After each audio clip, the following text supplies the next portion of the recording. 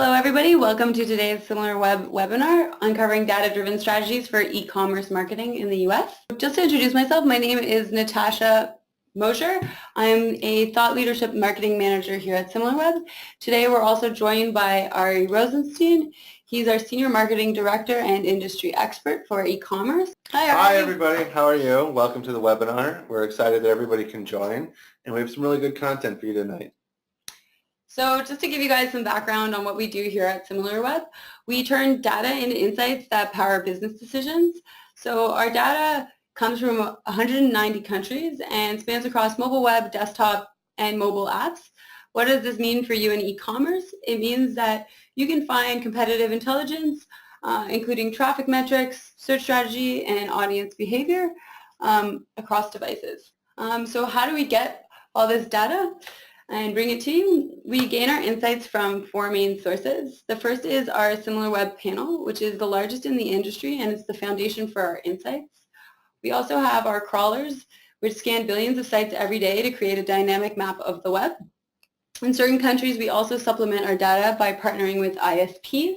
And last but not least, we have our learning set, where hundreds of thousands of websites have opted in to share their direct analytics with us.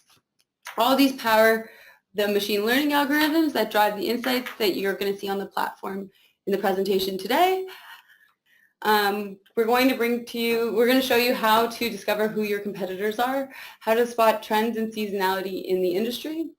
We'll show you how to find out where your audience is online, and as well as show you how to poach traffic through paid and organic search, optimize your mobile strategy, and also how to best reach your audience through mobile apps.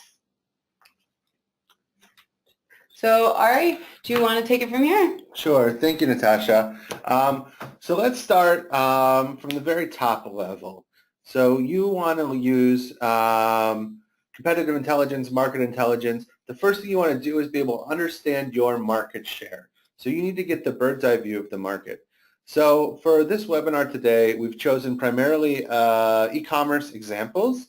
I think there's some brands and some agencies on the line today, so I hope this is pretty relevant for you guys. In addition, I try to do a bit of a mix. We'll do clothing, which I think everybody can relate to, and then we have a bit of electronics at the end. But know that our data, like Natasha said, spans every website. Every industry. So what I say here is applicable not only for shopping, but also for travel and publishing and any sort of digital market online. And with that, let's get into the bird's eye view. So I'm the marketer. I'm the strategist. I need to come up with a plan. I need to see who my competition is. And a lot of times that means what are the top markets? I'm operating in the US. I'm operating in the UK. Where do I need to put my next dollar? Where can I start expanding? And with Similarweb, we can say, okay, here's the biggest market opportunities available in China, in Japan, as we can see here for the top countries in the shopping category, or who are the biggest players. And these lists, go fairly deep, thousands deep, so that you can understand what the competition is per market and even, per category. The other thing is, in today's world, in the digital world, we have multiple screens. We're on our PCs, at work typically. Everybody here, and myself included, we're digital marketers, which means that we spend a lot of time in front of our PCs or our desktops. It means that on the go, we all have our smartphones. At home, we probably have another screen that we're looking at. And so the device type actually shapes the content that we use, and it shapes the websites that we visit. So even in the shopping category, if I look at the top 10 desktop sites on the left side of your screen, I can see, everybody knows the Amazon, eBay, Walmart. None of these names should be too surprising. And on the right side, we have mobile shopping sites. And we see a slightly different list. We see that Target is Target here is actually much more popular on mobile. It's number 4 than it is on desktop, which means that maybe people are doing comparison shopping. Maybe a lot of the products that Target is carrying, are things that people want to buy when they're out and about, and they want to do a price comparison against Target. because they're the industry standard. We also see that Macy's, which carries a wide variety of clothing lines, and pretty much every brand that you could think of is also there. So if you're in a store, if you're in a different retailer, I'm guessing that because they're so popular in mobile, these are good examples of where people are doing sort of online price comparison through their mobile devices. So the device can really impact, the industry and the competitors that you need to face. So when we start talking about competitors, one of the most important things is discovering who your competitors actually are. And I think all of us know who our top competitors are. In the world of online marketing, there's a lot of different ways to look at your competitors because there's so many different channels for discovery. You've got your search, you've got referral, you've got affiliate, you've got display advertising. It could be that your emails are being spammed out by emails of your competitors for, customers who have subscribed to both of your stores. So what we do at Similarweb is we give you those tools and the data and the insights to discover all of your competitors across all of these different channels. So in this example, I've taken ASOS, which is one of the leading global clothing retailers. They ship everywhere. And we have what we call similar sites. Similar sites is our algorithm. It's based off of 18 different factors, including where the traffic comes from, the category of a site, the ranking of a site, if there's an overlap in audience, and we build an affinity ranking based off of all of these different characteristics so that we can see that, ASOS online is competing with Topshop, is competing with Next, is competing with Riverland, and our ranking is actually saying, these are the ones with very, very high overlap based on this sort of affinity. The next way we can look at your competitors is through the actual keywords, through the user intent. When we want to go and buy a pair of jeans, we'll go to Google typically. We'll search for Levi's or we'll search for jeans or the brand name. And what Similarweb does is we take a look and we create a pivot sort of on the data so that you can see all of the competitors that are competing for the same keywords for one of your reference companies. In this case, it's ASOS again. So we can see that on the left are all the organic competitors, and on the right are all the paid competitors, meaning that they are buying keywords that are also sending traffic to ASOS. So ASOS can kind of understand that, okay, there's two different lists here. Urban Outfitters is bidding very heavily on the things that are important to me, whereas Boohoo and Forever 21, Google is saying, hey, these guys have the same sort of content or the same sort of products and are showing their sites with a high degree of overlap to the pages that ASOS is ranking for within their own page.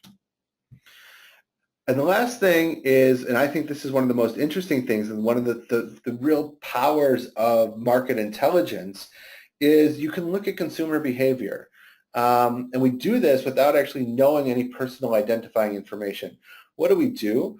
We see the browsing session of a web surfer, and we aggregate that in bulk.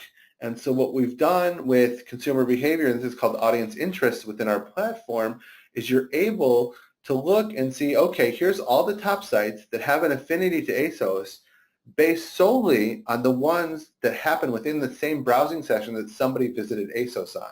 So we can see, here on Urban Outfitters and Forever 21, not only do they have the overlap with, the paid or the organic search, that their actual audience is looking for clothes at the same time that they're looking at ASOS. So you can start to understand what's going on with your audience outside of your own site. Your internal analytics, your Googles, your Adobe Omnitures are going to give you the best insights you can possibly get for your own site. What you're going to get with the market intelligence is understand what your audience is doing outside of your site and be able to then create that sort of daisy chain and understand where everybody's going. And what I think of the coolest brand names, Nasty Gal, wasn't on any of those lists.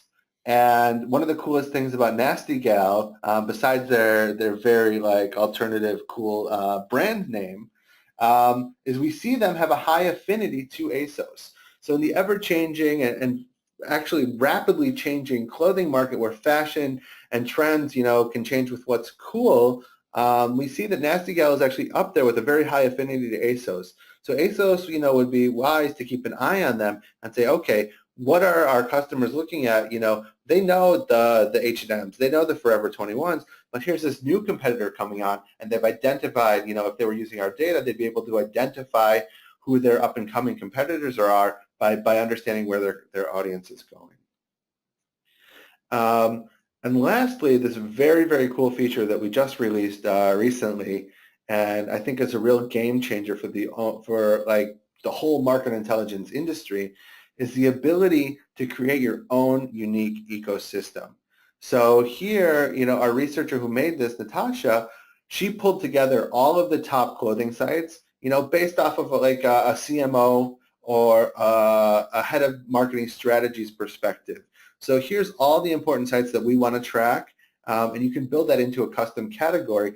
And when you do that, you're able to get the benchmark for your industry. So if ASOS is competing against Zara and Gap and Forever 21, we're able to show you the benchmarks of these top tier sites and weed out all of the other sites that are sort of competing at the lower level.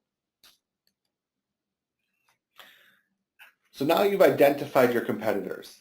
The next step is to find your audience online.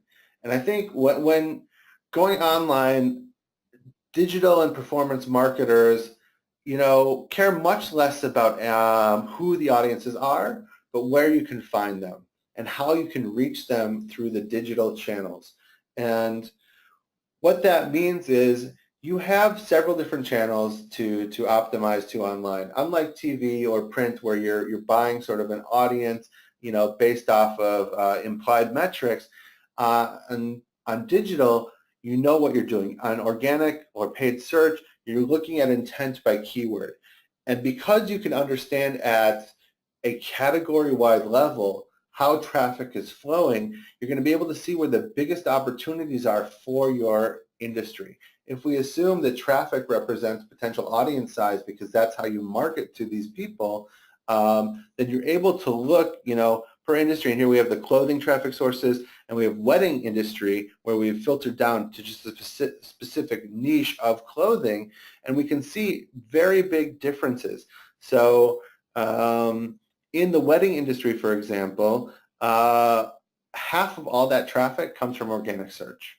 And it's probably the brands, because the next biggest one is direct, that are driving that traffic. So 75% of that traffic is either somebody who knows a brand or somebody who's looking for a brand to buy, Vera Wang and things like that. If you were to dig into the keywords, which we will do a little bit later, you'll see that if I was a marketer in the wedding industry, I would overinvest in organic search because the payout, for display ads and for referrals is not going to be as much. And especially organic too, I think that when people are buying a wedding dress, they're probably less likely, because it's such a big ticket item, less likely to click on a paid search ad. Whereas if we look, at the clothing industry in general, if I'm buying a pair of sneakers, I'll take whatever price there is, and I'm more willing to click especially because the sticker price is lower, more likely to click on a paid search ad, and therefore we see why there's this sort of difference in the ratio of paid search.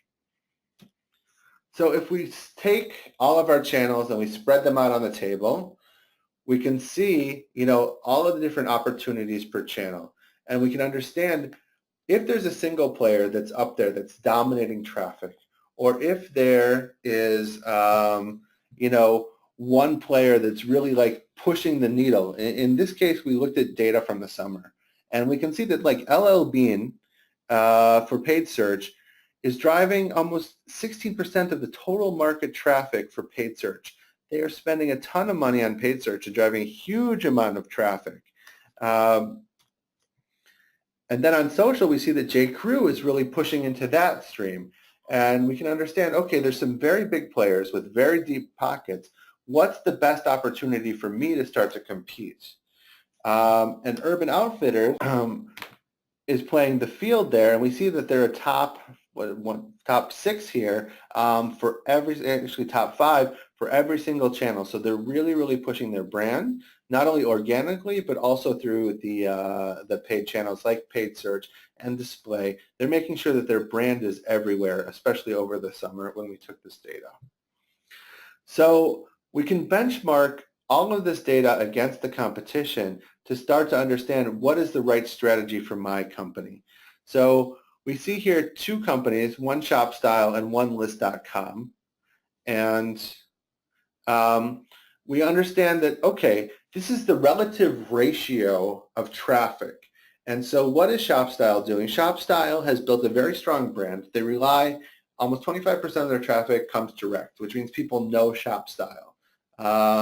They bring a lot of traffic, almost double the traffic of List. And they rely a lot on referral traffic too, which means a lot of people come, especially from referral, might not find the right match with what they're looking for and tend to bounce much quicker. And this is reflected actually in the engagement. Whereas where you can see in the top right corner there of the screen that the bounce rate for ShopStyle is a good 15 percentage points higher than List.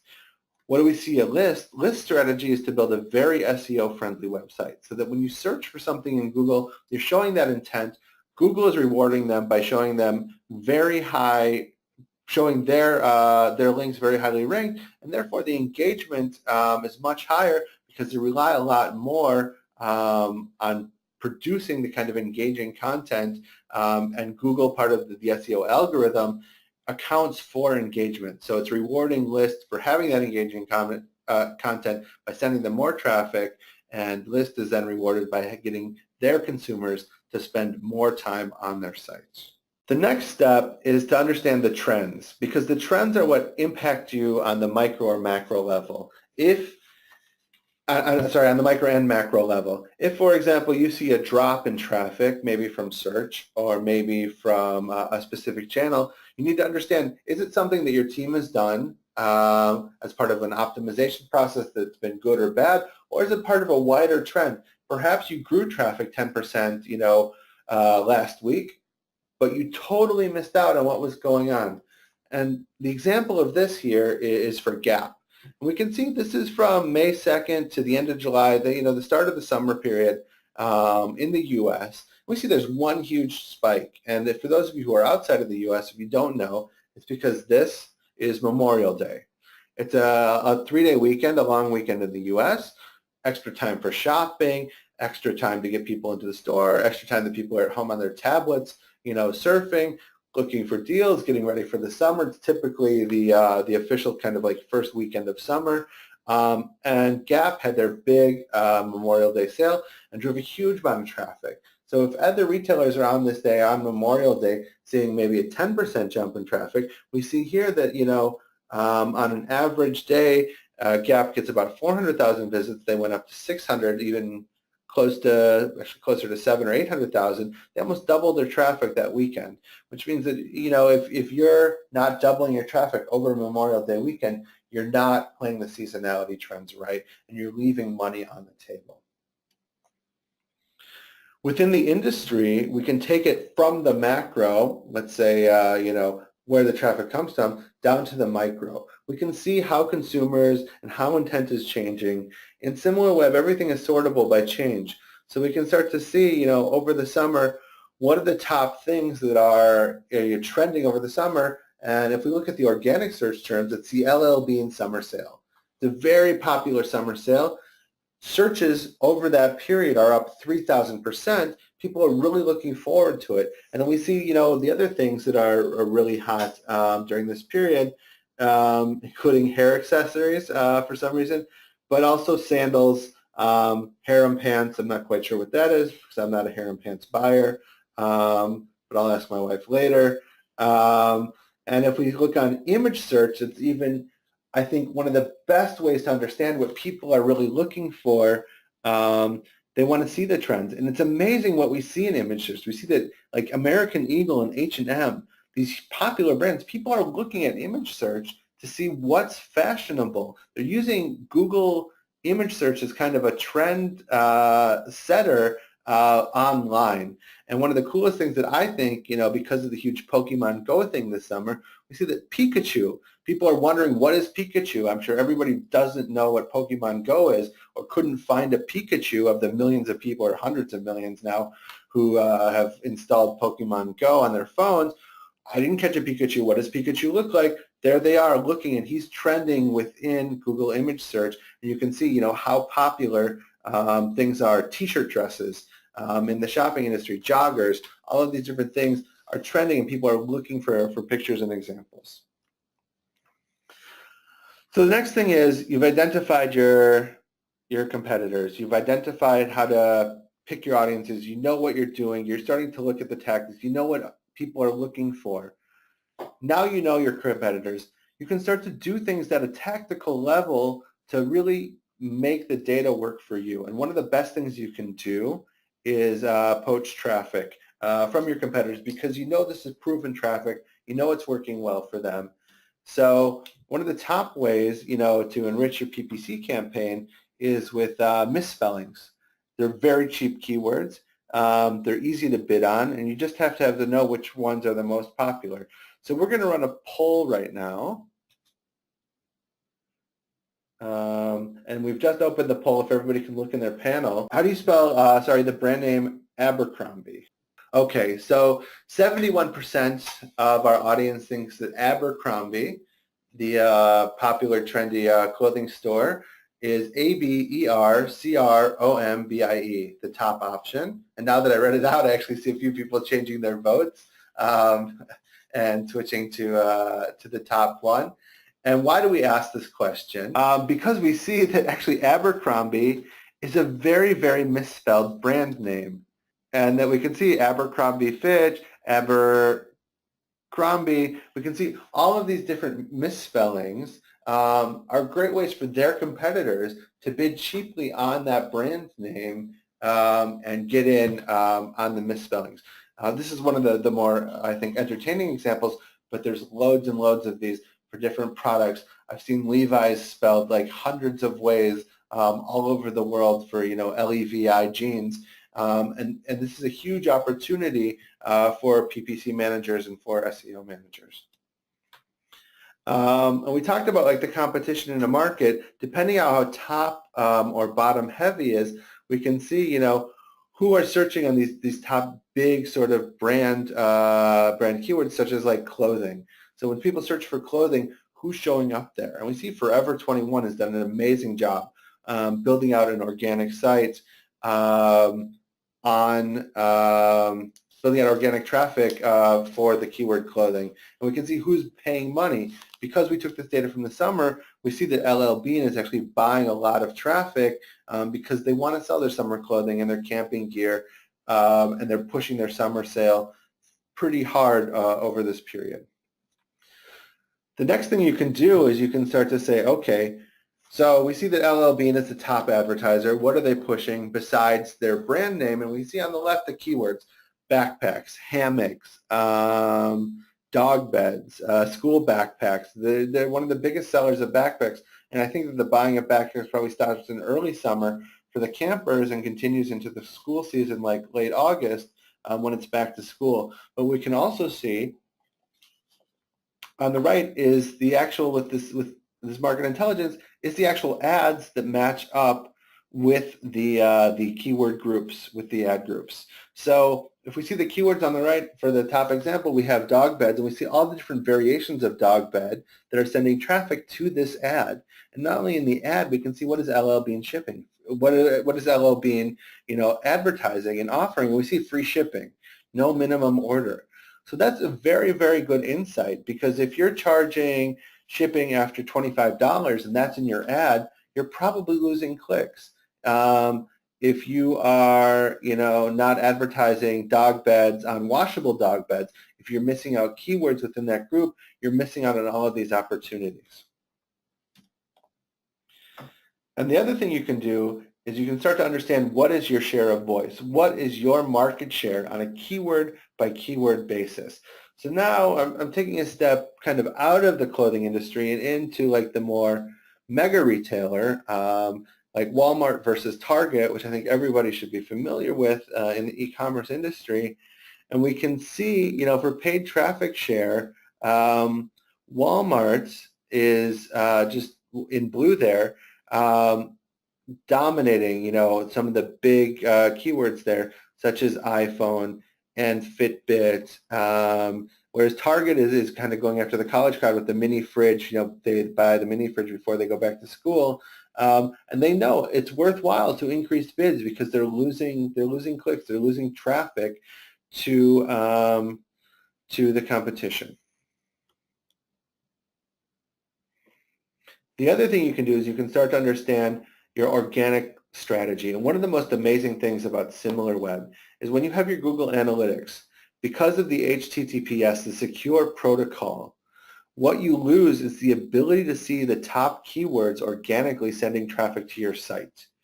At Similarweb, we see those keywords. So not only can you plan your entire organic long tail, you can understand which keywords are the most popular organic ones sending traffic to your site. So if we filter now for Walmart's, school search terms, of which there's dozens and dozens in our platform, we took the top 10, and you can start to understand what are people searching for, what are the top organic search terms that Walmart is ranking on, and what do you need to do to back to school sale, back to school supplies, school uniforms, all of these keywords with the organic estimated visits per search term are there within Similarweb.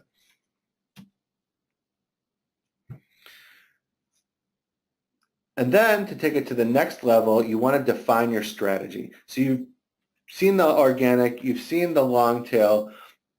What does it mean? How can you make it really, really applicable? So if we look at like two clothing retailers, Macy's and Nordstrom's, we see for the keyword in this example, dress. We see that on the pink there, Nordstrom, they're doing a very good job of making sure that they're relevant for all different categories of dress. And what does that mean? It means that, for homecoming dress and for cocktail dress and for bridesmaids dresses, they are getting a lot more organic traffic than Macy's is. Is Macy's not selling bridesmaids dresses? Of course they're selling bridesmaids dresses. Are they selling cocktail dresses? Of course they are. But maybe their site isn't optimized for those keywords at the sort of category level, and they're missing out on these opportunities, and that traffic is going to Nordstrom's. The other thing you can do is use the other forms of search. So we've talked a lot about search, regular search, and also image search. Image search is great, especially for certain industries. The technology industry, people want to see what the phones look like. The clothing industry, it's very important. People want to see what the latest trends are.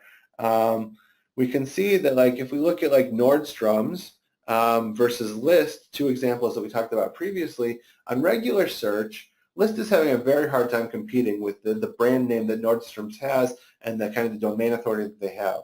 But List is a very visual site. They've done an amazing job at making sure that their images are indexed within Google and showing up in Google Images. So, sorry, wrong way. So we see here that List is able to find this niche and able to use and leverage image search to drive traffic, to drive sales, to drive results on their site. And we see, if we look for bomber jacket as the example here, List is showing up at the top of Google image search results. People are clicking on that bomber jacket. People are clicking on their images and going to their site and buying. So the last sort of section is discovering the partnerships and the outreach opportunities. So to find potential publishers, one of the best things you can do, and this is for your affiliate managers, this is for your PR people, your media outreach people, you can filter audience interest per category. So if I'm looking at footlocker.com, who are the top news and media sites that are covering, the products and the keywords and sort of, interests of Foot Locker customers? And I didn't know this until we started making this presentation, but there's an actual website called Footwear News and Hypebeast and they actually cover the shoe industry. And these would be amazing places for Foot Locker to start either advertising or running affiliate programs or reach out to the influential writers of these kind of journals in order to create demand and kind of like influence audiences to send traffic their way. And so if we look at like Finish Line, we see this really cool Finish Line versus Foot Locker. Finish Line was able to identify a great way to find a partner site. We see this huge jump in traffic. And where does it come from? Well, if we look at the referral traffic share in April, we see that it's mostly deals, brands deals, deal news, deal moon. In May, what they've been able to do is take a lot of that traffic from Slick Deals, promote their products there, and be able to be much more relevant to their audience and drive traffic that actually moves the needle. And we see the results here with the referral visits. So discovering where your brand is a very, very important part of online marketing, and you need to increase your social traffic. You know, we see we're back to shop style versus list. We can see, you know, shop style had this huge increase in social visits. From May to June, they really increased their social traffic. How do they do it? You know, how does a company who's focusing on social, who's focusing on the clothing industry do this? What's the best sort of social network for them to grow this traffic? The answer is Pinterest. And we see here, you know, shop style from May to June and from April to May on the bottom greatly increased their share of traffic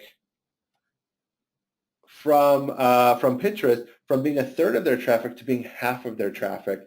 And what did this result in? It resulted in a huge volume more of traffic being sent to the site, being able to really move the needle in comparison to their competitors, you know, in the social arena and in the fashionable sort of trendy arena. Pinterest is probably the social network that's important for the clothing industry. The next thing you can do is you can sort of peek into the messages of your competitors. Are your messages competitive? We talked about this before with search, but we can look, you know, what are the different competitors, you know, advertising? You know, we see here that ShopStyle is advertising, you know, a $2,500 outfit, you know, dream outfit competition. They're trying to get people to click. They're trying to get people to visit. Here it's just shoes with no words. I think it's very, very smart branding. They're trying to push the styles. They're trying to push customization within their site on the right ad. And so if I'm List, I need to take a look at these ads and say, hey, is my messaging competitive? Is my messaging more enticing than these ads? Because this is what my consumers are being faced with every day in the market. And where are they being faced with it? Where is their brand? Where does it need to be? We can see where the different, you know, ad networks are being promoted. And most importantly, we can see, you know, which publishers are most important. So, you know, we can see, you know, ShopStyle is just dominating. They're on Facebook. They're on AOL. They're on Pinterest. They're on Baidu, which is the biggest biggest Chinese search engine, and List is not there. List is really missing out, and they're missing out on this brand opportunity to kind of overtake ShopStyle because they're not being aggressive enough. Growing your market abroad. So we have, you know, referral traffic. You're sitting there, you're a marketer, you're focusing, okay, I need to grow my opportunities. I have this great example of what happened in Israel. It's a small market that was dominated by local brands, which was primarily the biggest one in the Israeli market was Castro. And we can see, you know, before entering the Israeli market, when I'm talking about ASOS and Next now, the market was dominated entirely by Castro. So we see, here's the top sites in Israel. If you're Israeli, you know them. If you're not, you don't. But if you had Similarweb, you would know what the top Israeli sites are, and you would see where Castro, the local biggest player, is playing. So what could you do with market intelligence? You could come in here, you could better manage if you had a local agency doing this for you, or if you're sitting abroad, you would have enough insight to be able to start taking over the market and really change the landscape. And so this is after kind of entering the Israeli market. ASOS and Next, these huge players from the UK, are now selling clothes in Israel. They're advertising on the top sites, and they're really sort of making it much more difficult for the local players because they have the same sort of local intelligence, using market intelligence. So that kind of wraps up the section about websites. Now I want to talk about mobile engagement, because I think we're still figuring out as an industry, how do we do optimize for mobile? I think there's certain industries such as gaming and a bit of shopping, mostly with the classifieds, that are pushing the limits in terms of mobile advertising. But like I talked about before, there's this huge kind of behavioral difference between what's going on mobile and what's going on desktop. And that should impact how you're building your sites and how you're advertising as well. If we take a look at like Best Buy, we see that their mobile web traffic really outnumbers their desktop traffic now, that they get more traffic from mobile web, from those portable devices, than they do from desktop, which isn't much of a surprise that we spend more screen time now on our mobile devices. But what we see is like different popular items. So if we're looking at popular folders in Best Buy, we see deals of the day, laptop computers, and sorry, this is for desktop. This is a slight typo. And if we look here for mobile popular folders for people from searching for mobile, we see here mobile cell phones and major appliances. Why were cell phones visible here and not visible on desktop? Because if you think of the way that Americans, and this is U.S. data, would buy phones, we would see that a lot of people buy their phones from their local carriers. So they'll go to the AT&Ts, they'll go to the Sprints, and they'll see, is there a better deal at Best Buy? So they'll pop open their phone and they'll go to Best Buy. And the same thing with appliances. Appliances are big box items. You need to open the fridge, you need to see the ovens, you need to take the measurements. It's very difficult to buy online. So you're going to go to the store, you're going to go check out the other appliances, you're going to be at the Home Depots, and you're going to measure, and you say, hey, I want to make sure I'm getting the best deal. Let's whip out my phone. Let's make sure I'm getting that. So we see that there's usage is very different depending on device, and that also reflects in marketing, like I mentioned earlier. So taking a look at Best Buy this time versus Newegg, we can see that they both have very similar sort of category distributions. But if we're looking at the mobile web, we see this is what people are really looking for in terms of driving traffic, and that on mobile web, people are looking for slick deals. They're looking for Black Friday, Retail Me Not. They're doing a lot of coupon offers, and these are the biggest shopping sort of coupon sites, and this is all happening on mobile web. For mobile apps, what do we know about the market? With the top level market overview, we see that apps are very, very competitive. This is something that I've seen continually with top apps for lots of categories. This category right here, highlighted in gray, is the usage rank.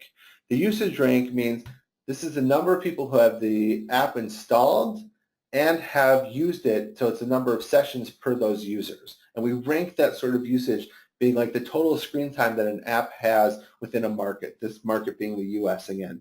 Now, if we look one row over, we see that the change doesn't change. Amazon is the most used app, followed by eBay, and it was the same the month before, and it was the same the month before that. So whatever happens in terms of downloads, we see that there's a lot of changes there. Some go up, some go down in terms of like sort of trending popularity and campaigns to get people to install, but the actual usage is very hard and very difficult to change, which means that you need to overinvest on those installs that you're trying to get to build a user base. And building a mobile user base is a much more difficult thing to do than a website one. The other thing that we see is, customers, you can reach customers on mobile apps, Snapchat, and Instagram. While Instagram is also on desktop, these are social channels not available on desktop and need to be a focus for marketing pretty much for any company that's within the clothing industry. If you're not on Instagram, if you're not on Snapchat, you're missing out a huge market. If we think back to like Best Buy and some of the other examples, more than half of their traffic is coming from mobile web. How can I reach these people on mobile web? It's not just Facebook like it is desktop when you talk about social. It's the Snapchats and the Instagrams as well.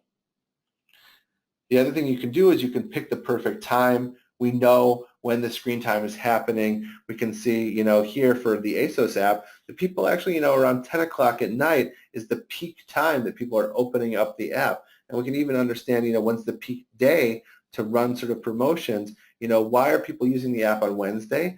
I'm not too sure. Maybe they're getting ready to go shopping. Maybe they're planning it out for the weekend, early Wednesday night or Thursday.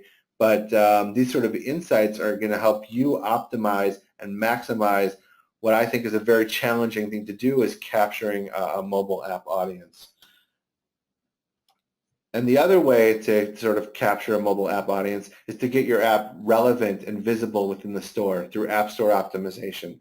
So just like we need to optimize the keywords for our site, we need to optimize our app page within shopping. And what do we see here? We see that shopping list and barcode scanner are the two sort of keywords in the top 10 that aren't brand.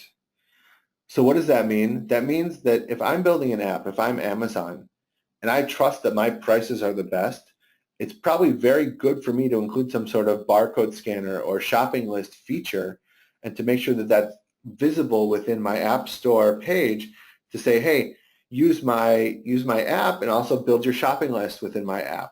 Use the barcode scanner within my app. These are quite easy features to add to an app and will help you drive a lot more traffic through a sort of a minimal investment compared to having to play the advertising game. So that wraps up sort of the insight-driven portion of the webinar. And before we get to Q&A, I'd like to just introduce a quick new product that I'd like to take a quick minute to introduce a new product that we have, which is the Similarweb Custom Reports. Beyond our platform and all of these screenshots that I showed you, if you really need to dive into a site, if you need to understand what your market share is within Amazon, Similarweb can build you custom reports and build you the conversion and funnel analysis that you need per channel, per keyword. What is your brand market landscape? What search is going on within a site, and what is the audience doing within a site with a custom report. And if you're interested in that, please feel free to reach out to us.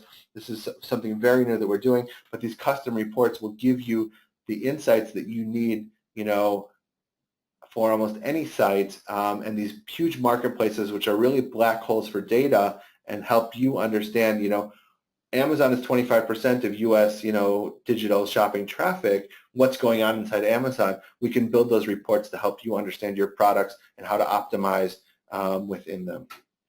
So I'd just like to say thank you. If you have questions, feel free to email at the email below. And questions. Audience interest. Audience interest, I have a question about audience interest, about what it's based on. Like I said before, audience interest is based on the browsing sessions that have an overlap with the browsing session of the site that you're looking at. So if I'm looking at Nike.com, what are the other websites that people are looking at within that same browsing session, which means what are those other tabs they're opening, or where are they going to and coming back to Nike? That's what audience interest is. If people are having a hard time, if they're looking at smaller sites where there might not be so much audience overlap, then I highly recommend using similar sites. If there's customers out there, it's another way where we've added more data points to give you a deeper view of the competitive landscape. Another question is affinity. Affinity is just like the measurement of overlap, and it actually varies between the different the audience interest and the similar sites. If you're curious to what the actual definition of affinity is for each one of those, there's a tooltip there that will give you the exact definition. And if that's it, I'd like to thank everybody for coming. If you have questions, feel free to continue to send them by email. If you like additional information, we have loads and loads of industry analysis reports. Please check out our website or our blog. We're constantly posting new market information there. And I would like to wish everybody a good day.